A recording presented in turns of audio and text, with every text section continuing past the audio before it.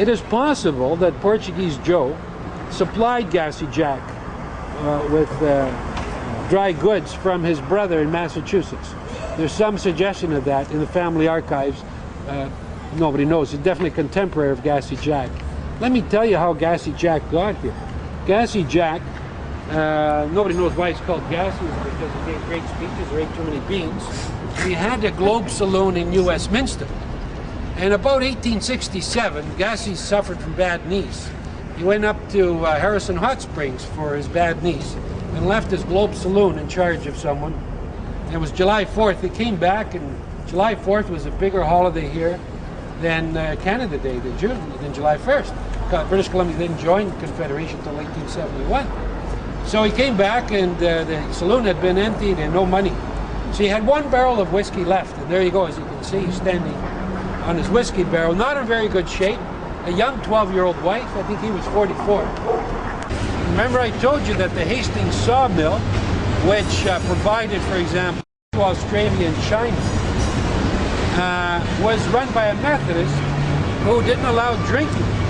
So Gassy Jack comes with his whiskey barrel, bunch of thirsty sawmill workers 200 feet away, and he says, if you help me make my saloon, I'll pass this cup of whiskey around. It said the saloon was erected in 24 hours. And so, hence you have Globe Saloon. So Gastown was Gassy Jack at this corner, and Portuguese Joe and Gregory Fernandez at the other corner. And there are some contemporary photos of this one block, which was Gastown. On this side, it was at Butcher block, the Sunnyside Hotel, but most of the development was on the other side. Now let me just touch briefly of the Great Fire of June of 1886, which burned down Gastown. On my left here is said to have been the small shed survived here. And it said that the first meeting of City Hall after the fire was held here. In the election of May 1886, two men ran for mayor, a man named McLean and the manager of the Hastings sawmill. The vote was very close. McLean won, I think, by 247 to 220.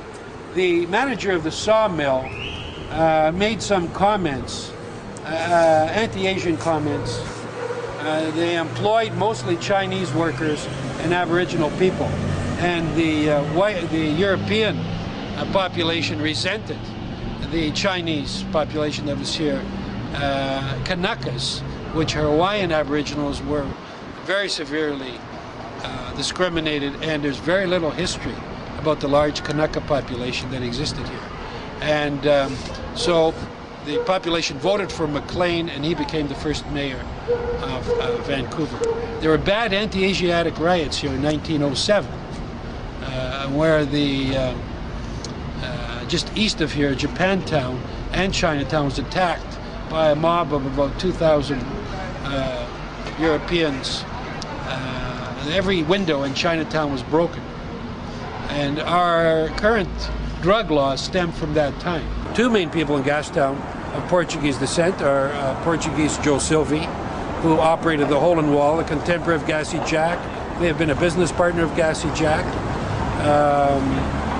where his daughter, Elizabeth Silvey, born in Stanley Park, spent a lot of time, and Gregory Fernandez, who opened the first store in Vancouver.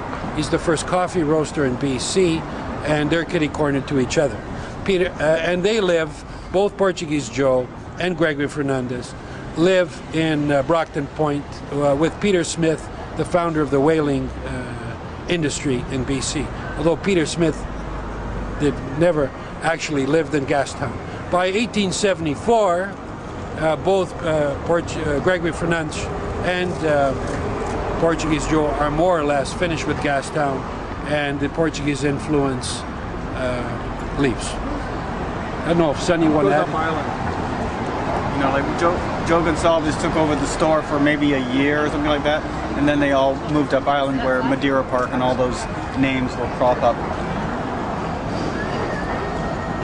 And if you look at the balconies and the buildings around us, look at the building there to Jack Chow, you see there's a recessed balcony. And look at the restored building of that corner. That building burned down. And again, it was restored by the noted architect Richard Enriquez. Look again at the recessed balcony. Now, the recessed balcony is only found in Vancouver Chinatown. It's not found in San Francisco Chinatown. And it's said that it originated in Macau.